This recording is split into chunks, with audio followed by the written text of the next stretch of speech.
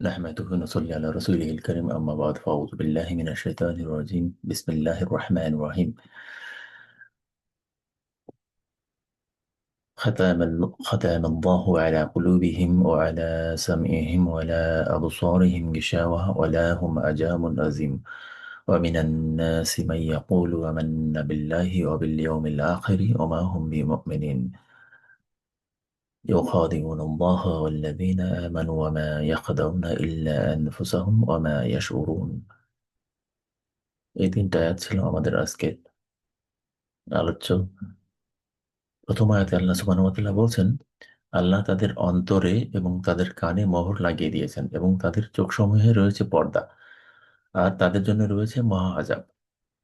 এখানে মনে হইতে পারে যে আল্লাহ তাআলা ফোর্সফুলি জোরপূর্বক মানুষের অন্তরে মোহর লাগাই দেন, যে তার ইচ্ছা হলো তিনি মোহর লাগাচ্ছেন অথবা লাগাচ্ছেন না। বিষয়টা এরকম না। মূলত এটার জন্য মানুষই দায়ী। আল্লাহ সুবহানাহু ওয়া তাআলা মানুষের কর্মকাণ্ডের কারণে কোনো একটা পর্যায়ে তার ক্ষেত্রে শাস্তিমূলক অবস্থা হিসেবে এটা করেন। এমন একটা পর্যায়ে মানুষ চলে যায় পাপাচারের, যে তখন সে নিজেকে অন্ধ করে ফেলে, নিজেকে ধ্বংস করে ফেলে এবং আল্লাহর উপর থেকে সে আস্থা হারায় ফেলে। এরকম একটা পর্যায়ে চলে আসে মানুষের। ঠিক তখনই আল্লাহ সুবহানাহু ওয়া তাআলা তার এই কর্মকাণ্ডের কারণেই তার অন্তরকে সিলগালা করে দেন, যাতে করে সেখানে আর হেদায়েতের আলো না পৌঁছাইতে পারে, ঢুকতে না পারে। হাদিসে আসছে, এটা হচ্ছে তিরমিজি শরীফের 3334 নম্বর এবং ইবনে মাজাহ শরীফের 4244 নম্বর হাদিস। এখানে আসছে রাসূল সাল্লাল্লাহু আলাইহি ওয়াসাল্লাম বলেছে যে মানুষ যখন কোনো একটি গুনাহের কাজ করে তখন তার অন্তরে একটি কালো দাগ পড়ে। সাদা কাপড়ে হঠাৎ কালো দাগ পড়ার কারণে যেমন খারাপ লাগে, তখন তার এরকম অবস্থায় খারাপও লাগে। এই অবস্থায় সে ব্যক্তি যদি তওবা না করে আরও পাপ করতে থাকে, তবে দাগের পর দাগ পড়তে থাকে এবং একসময় তার অন্তঃকরণ পরিপূর্ণ হয়ে যায়, কালোতে পরিপূর্ণ হয়ে যায়। এমত অবস্থায় তার অন্তর থেকে ভালো মন্দের পার্থক্য সংক্রান্ত অনুভূতি লুপ্ত হয়ে যায়, ধ্বংস হয়ে যায়। সূরা আল মুতাফফিফিনের 14 নম্বর আয়াত আল্লাহ সুবহানাহু ওয়া তাআলা এই প্রসঙ্গে বলেন যে কখনো নয়, বরং তাদের কৃতকর্মই তাদের হৃদয়ে মরিচা ধরিয়েছে, জং ধরিয়েছে। অর্থাৎ আল্লাহ সুবহানাহু ওয়া তাআলা অন্য আরেকটা আয়াতে বলছেন যে তাদের যে কৃত কাজ সেটার কারণেই মূলত তাদের অন্তরে জং ধরে বা অন্তর ভঙ্গুর হয়ে যায়। এটা আল্লাহ সুবহানাহু ওয়া তাআলা অন্য জায়গায় বলছেন। আর মুসলিম শরীফে 231 নম্বর হাদিসে আসছে, রাসূলুল্লাহ সাল্লাল্লাহু আলাইহি ওয়াসাল্লাম বলেন, ফিতনা মনের উপর বেড়া জালের মতো কাজ করে, ফলে তা অন্তরকে ধাপে ধাপে বিন্দু বিন্দু কালো আস্তরণে আবৃত করে দেয়। যে অন্তর ফিতনার প্রভাব অস্বীকার করে তা অন্তরকে শুভ্র ও সমজ্জল করে দেয়। ফলে কোনোদিনই ফিতনা তার ক্ষতি করতে পারে না এবং তার অন্তর ফিতনা গ্রহণের অযোগ্য হয়ে পড়ে। অর্থাৎ রাসূল সাল্লাল্লাহু আলাইহি ওয়াসাল্লাম বলছেন যে কোনো ব্যক্তি যদি ফিতনা থেকে দূরে থাকার চেষ্টা করে, বিভিন্ন রকমের ফিতনা থাকতে পারে। আধুনিক ফিতনা, ফিতনা হচ্ছে এমন এমন বিষয় যেটা নানান রূপে আসে, বিভিন্ন সময় বিভিন্ন আঙ্গিকে আসে এবং আমাদের সেই ফিতনার প্রতি যাওয়ার প্রবণতা আছে। আল্লাহ তাআলা এই প্রবণতা দিয়েই আমাদেরকে সৃষ্টি করছেন। তো যখন কোনো মানুষ অত্যন্ত শক্তভাবে নিজেকে নিয়ন্ত্রণ করে সেই সমস্ত পাপের বিষয়ের ক্ষেত্রে যাওয়ার জন্য, তখন তাকে সাহায্য করেন। তখন আল্লাহ সুবহানাহু ওয়া তাআলা তাকে সাহায্য করেন এবং সে তখন আর ফিতনার দিকে যায় না, তার মন ফিতনার থেকে উঠে যায়। এই ব্যাপারটা হচ্ছে আল্লাহ তাআলার সাহায্য। কিন্তু এর জন্য মানুষকেই উদ্যোগী হইতে হয়, তার নিজের উপর নিয়ন্ত্রণ আরোপ করতে হয়, কঠোরভাবে নিয়ন্ত্রণ আরোপ করতে হয়। এরপরেই আল্লাহ সুবহানাহু ওয়া তাআলার সাহায্যটা আসে। এটা হচ্ছে ব্যাপার। তো মোহর লাগানোর এই বিষয়টা হচ্ছে এরকম, আল্লাহ তাআলা স্বেচ্ছায় কারোর উপরে করেন না এই কাজটা। তিনি অবশ্যই জুলুম করেন না, বরং মানুষেরা তার নিজের উপরে জুলুম টেনে আনে। যেহেতু এটা আল্লাহরই বিধান, তিনি বলছেন এটা করলে এটা হবে, ওইটা করলে এটা হবে। ফলে যখন মানুষ পাপাচার করতে করতে অন্ধ করে ফেলে নিজেকে এবং আল্লাহর উপর থেকে তার আস্থা উঠে যায়, তখন একটা পর্যায়ে এটা করে। সবার ক্ষেত্রে সেটা করে তা না। এটা হচ্ছে খুবই ধ্বংসের দিকে যে মানুষগুলো নিয়ে যায় এবং যাদের বিশ্বাসের লেভেল খুবই নিম্ন পর্যায়ে, তাদের ক্ষেত্রে এরকম ঘটে। 8 নম্বর আয়াতে আল্লাহ সুবহানাহু ওয়া তাআলা বলছেন, আর মানুষের মধ্যে কিছু এমন আছে যারা বলে আমরা ঈমান এনেছি আল্লাহর প্রতি এবং শেষ দিবসের প্রতি, অথচ তারা মুমিন নয়। এখানে মুনাফিকদের কথা বলা হচ্ছে। তো মুনাফিকদের কিছু চরিত্র আমরা জানি, হাদিসে আসছে যে সে যখন কিছু বলে সে মিথ্যা বলে, সে আমানতের খেয়ানত করে, আর সে ওয়াদা ভঙ্গ করে। আলেমরা এই যে বিশ্বাস সংক্রান্ত মুনাফিকি, আল্লাহর উপরে তাদের যেই বিভিন্ন রকমের বিশ্বাস, এই বিশ্বাসটা আসলেই কোন পর্যায়ের বিশ্বাস, সেটার ক্ষেত্রে 6টা ভাগে ভাগ করছেন। তারা প্রকৃতপক্ষে বিশ্বাস করে না, কিন্তু তার মধ্যেও অনেকগুলো ক্যাটাগরি আছে আসলে কোন কোন ক্ষেত্রে তারা বিশ্বাস করে না বা কি ধরনের তার অবস্থা। 1 নম্বর হচ্ছে বিশ্বাসগত মুনাফিক, অর্থাৎ আল্লাহর ক্ষেত্রে তারা মুনাফিকি করে। আল্লাহকে তারা মুখে বলে যে তারা বিশ্বাস করে, কিন্তু তারা আসলে প্রকৃতপক্ষে বিশ্বাস করে না। আল্লাহ আখিরাত এই সংক্রান্ত বিষয়ে তাদের বিশ্বাস নাই, কিন্তু মানুষদের কাছ থেকে বেনিফিটেড হওয়ার জন্য তারা এই বিশ্বাসের কথা উল্লেখ করে। আমলগত মুনাফিকি, রাসূলুল্লাহ সাল্লাল্লাহু আলাইহি সাল্লামের রাসূল সাল্লাল্লাহু আলাইহি সাল্লামকে মিথ্যা প্রতিপন্ন করা। বিশ্বাসগত মুনাফিকের মধ্যে এটা হচ্ছে একটা, যে সে রাসূলুল্লাহ সাল্লাল্লাহু আলাইহি সাল্লামকে মিথ্যা প্রতিপন্ন করে।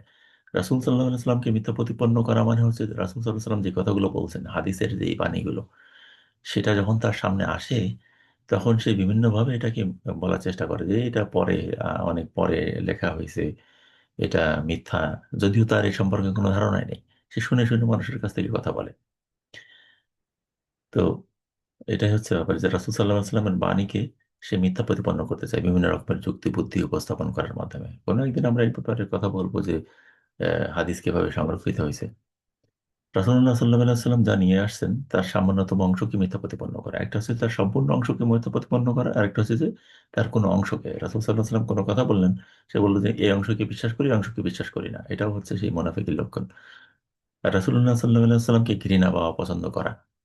রাসূল সাল্লাল্লাহু আলাইহি সাল্লাম যা কিছু করছেন, তার যে লাইফ, তার যে সিরাত, সেই সিরাতের কোনো একটা অংশকে, যেমন হইতে পারে যে তিনি হযরত আয়েশা রাদিয়াল্লাহু তাআলার সাথে তার বিয়ে হয়েছিল যখন আয়েশা রাদিয়াল্লাহু তাআলার বয়স ছিল 6 বছর। তাই এই বিষয়টা যেহেতু আধুনিক সমাজ মানুষকে বলে যে 18 বছরের আগে বিয়ে করা যাবে না, তার মাথার মধ্যে এটা আছে যে 18 বছরের আগে বিয়ে করা অন্যায়। এরকম একটা প্যারামিটার তার মাথায় সেট করা আছে। সে এটার ভিত্তিতে তখন কথা বলতে পারে যে আমি ওইটাকে তো পছন্দ করি না। আসলে ব্যাপারটা সেরকম ছিল না। রাসূল সাল্লাল্লাহু আলাইহি সাল্লামের সাথে আত্মীয়তার সম্পর্ক করতে চাইতেন বহু সাহাবী। সেই ক্ষেত্রে আবু বকর রাদিয়াল্লাহু তাআলাও করতে চাইছিলেন। আর সেই সময়ে তার কন্যার সাথে তিনি বিয়ে দিয়েছেন, কিন্তু সেই সময় সংসার হয়নি। সংসার হয়েছে তখন যখন তিনি বালেগ হয়েছিলেন। বালেগ হওয়া মানে হচ্ছে যে নারীদের মধ্যে যখন আহ, নারী সুলভ আচরণটা আসে আর কি, যারা বালেগ হয়, তাদের বালেগ হওয়ার যে সিমটম গুলো আছে সেগুলো যখন প্রকাশিত হয়, তখন তাদের বিয়ে করতে সমস্যা নেই আর কি। ইসলামিক্যালি তাদের সমস্যা নেই। সেই সময়টাতেই মূলত রাসূলুল্লাহ সাল্লাল্লাহু আলাইহি ওয়াসাল্লামের গৃহে তিনি আসেন, যখন আয়েশা রাদিয়াল্লাহু তাআলার মা নিশ্চিত করেন যে তার এই অবস্থা, তিনি এখন প্রস্তুত, তাদের মেয়ে এখন প্রস্তুত, তখনই তারা তাকে পাঠান আসলে। এই হচ্ছে অবস্থা। আর রাসূল সাল্লাল্লাহু আলাইহি ওয়াসাল্লাম বয়স তখন ছিল 51 বছর। তার এই পূর্বের পেছনের সময়গুলোতে তিনি খাদিজা রাদিয়াল্লাহু তাআলার সাথেই ছিলেন, যার একাধিক সন্তান ছিল। রাসূল সাল্লাল্লাহু আলাইহি সাল্লাম রাসূল সাল্লাল্লাহু আলাইহি সাল্লাম যা নিয়ে এসেছেন তার সামান্যতম অংশকে ঘৃণা বা অপছন্দ করা। রাসূল সাল্লাল্লাহু আলাইহি সাল্লাম সংক্রান্ত মূলত কোনো বিষয়েই ঘৃণা করা যাবে না। কোনো বিষয় সম্পর্কে ঘৃণা করা যাবে না। এটাই হচ্ছে ব্যাপার। রাসূল সাল্লাল্লাহু আলাইহি সাল্লাম এর দ্বীনের অবনতিতে খুশি হওয়া। এটাও মুনাফিকের একটা লক্ষণ যে রাসূল সাল্লাল্লাহু আলাইহি সাল্লামের যে দ্বীন আছে আমাদের কাছে, ইসলাম যে আছে, এই ইসলামে যখন অনেক সময় ইয়ে হয়, আহ, কোনো ক্ষেত্রে ইসলামে তো ক্ষতি হয় না, মানুষের ক্ষতি হয় আর কি। তো যখন হচ্ছে মুসলিমদের কোনো ক্ষতি হয়, তখন সে ভিতরে ভিতরে আনন্দিত হয়। এটা হচ্ছে মুনাফিকের লক্ষণ। হুম। তো যে ইমানদার সে মূলত মুসলিমদের উন্নতিতে খুশি হবে, এটাই হচ্ছে ইমানের বহিঃপ্রকাশ। রাসূল সাল্লাল্লাহু আলাইহি সাল্লামের দিনের জয়ে সন্তুষ্ট হওয়া। রাসূল সাল্লাল্লাহু আলাইহি সাল্লামের দিন অর্থাৎ ইসলামের কোনো বিজয়ে, মুসলিমদের কোনো বিজয়ে, তাদের কোনো খুশির খবরে নিজে খুশি হওয়া, ভেতর থেকে খুশি হওয়া, এই খুশিটা আসছে কিনা সেটা আসলে ইমানের একটা পরীক্ষা। যদি কারো এই খুশিটা না আসে, সে যদি এর বিপরীতমুখী বিষয়ে খুশি থাকে, চেষ্টা করে, সে বুঝে নেবে যে সে তার অন্তর মুনাফিকিতে পরিপূর্ণ। তাদের তওবা করা উচিত এবং প্রকৃতপক্ষে ইসলামে আসা উচিত। এটা হচ্ছে ব্যাপার। মুনাফিকের আরো কিছু লক্ষণ আছে। এই তিনটা, যে তিনটা লক্ষণের কথা বললাম, আর এইগুলো যেটা বললাম এতক্ষণ, সেটা হচ্ছে বিশ্বাস সংক্রান্ত মুনাফিকি। আমাদের অন্তর কোন দিকে ঝুঁকে পড়ে যখন ইসলাম এবং কুফর এই দুটো বিষয় সামনে আসে, অথবা রাসূল সাল্লাল্লাহু আলাইহি সাল্লাম সংক্রান্ত কোনো বিষয় আসে, আল্লাহ সংক্রান্ত কোনো বিষয় আসে, তখন আমাদের মন আসলে কোন দিকে ঝুঁকে পড়ে। এটা হচ্ছে সেই সংক্রান্ত মুনাফিকি। যে মন চাচ্ছে অন্য দিকটা, তাইলে বুঝতে হবে যে আমার অন্তরে মুনাফিকি আছে। এটা সেটা করলাম। আর মুনাফিকি, কোনো ব্যক্তির মধ্যে মুনাফিকি আছে কিনা তার চিহ্ন আছে বেশ কিছু। তার একটা হচ্ছে যে সে মিথ্যা বলে, সে ওয়াদা করলে ভঙ্গ করে, এবং আহ, সে আমানতের খেয়ানত করে। এছাড়াও হাদিসে, মুসলিম শরীফের 58 নম্বর হাদিসে এবং নাসাইর 5020 নম্বর হাদিসে আসছে যে যখন মুনাফিকির আরো কিছু লক্ষণ, যে যখন ঝগড়া লাগে তখন সে অকথ্য গালি দেয়। ঝগড়ার সময় সে গালি দেয়। এটা হচ্ছে মুনাফিকের লক্ষণ। আরেকটা লক্ষণ হচ্ছে যে যখন কোনো চুক্তিতে উপনীত হয় মানুষ, তখন তার বিরোধিতা করে। ভালো কোনো চুক্তি হচ্ছে, সেটা তার সে বিরোধিতা করে, অথবা সে চুক্তি ভাঙার চেষ্টা করে। এই জাতীয় অবস্থাটা হচ্ছে মুনাফিকের লক্ষণ। আর 9 নম্বর 9 নম্বর আয়াতে আল্লাহ সুবহানাহু ওয়া তাআলা বলছেন, তারা আল্লাহকে ও যারা ঈমান এনেছে তাদেরকে ধোঁকা দিচ্ছে, অথচ তারা নিজেদেরকে ধোঁকা দিচ্ছে এবং তারা তা অনুধাবন করতে পারে না। আল্লাহ সুবহানাহু ওয়া তাআলা বলছেন এদের ব্যাপারে যে এরা খুব জ্ঞানী মনে করে নিজেদেরকে, এবং যেহেতু এরা হচ্ছে অত্যন্ত কৌশলী, এরা মুসলিমদের সাথে যখন থাকে তখন হচ্ছে যে খুবই কৌশলী আচরণ করে, এবং দেখায় যে সে খুব ভালো একটা মুসলিম। আর প্রকৃতপক্ষে সে হচ্ছে এগুলো বিশ্বাস করে না, সে আসলে ধোঁকাবাজি। তো সে মনে করে যে সে এই মুসলিমদেরকে ধোঁকা দিচ্ছে। কিন্তু আল্লাহ তাআলা বলছেন যে না, ওই হচ্ছে নিজেকে ধোঁকা দিচ্ছে।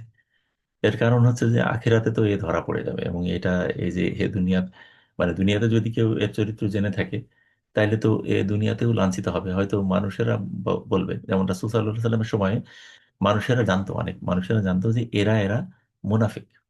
মুনাফিক কিন্তু তাদের সাথে সুসম্পর্ক রাখতো আর কি। তারা সুসম্পর্ক রাখতো। তো প্রত্যেকে তো জানতো উম, যে এরা মুনাফিক। তো যারা জানে, যখন মানুষ জেনে যায় যে এই লোকটা মুনাফিক, এই লোকটার কাছে তো সে যাবে না, বা এই লোকটাকে তো সে বিশ্বাস করবে না। তো দুনিয়া তো এটা তার জন্য একটা খারাপ কাজ। যদি সেই তথ্যটা না জানে, সে মনে করবে যে মানুষ মনে হয় আমাকে ভালোবাসছে। আসলে মানুষও দেখা যাবে যে মুখে মুখে তাকে ভালোবাসছে, প্রকৃতপক্ষে তাকে ভালোবাসছে না, তাকে বিশ্বাস করছে না, এবং তাকে ঘৃণাই করছে। এই ব্যাপারটা আল্লাহ তাআলাই জানেন, যে মানুষের অন্তরের ব্যাপারটা কি তার ক্ষেত্রে। তো আসলে দুনিয়াতেও সে নিজেকে ধোঁকা দিচ্ছে। সে আসলে বিশ্বাসযোগ্য কেউ না। আর আখিরাতে তো তার জন্য আছে যন্ত্রণাদায়ক শাস্তি। এটাই ছিল আমাদের আজকের আলোচনা। সেদিন আমি রেকর্ড করতে পারিনি, ওই রেকর্ডটা আরেকটু লম্বা ছিল, আরো অনেকগুলো বিষয় প্রসঙ্গ আসছিল এই একই রাস্তা ধরে। তো সংক্ষেপে আমি এই তিনটা আয়াতের ব্যাপারে আলোচনাটা দিলাম। আবার রেকর্ড করে, সেদিন রেকর্ড করতে মনে ছিল না, এটাই হচ্ছে কারণ। আসসালামু আলাইকুম ওয়া রাহমাতুল্লাহি ওয়া বারাকাতুহু।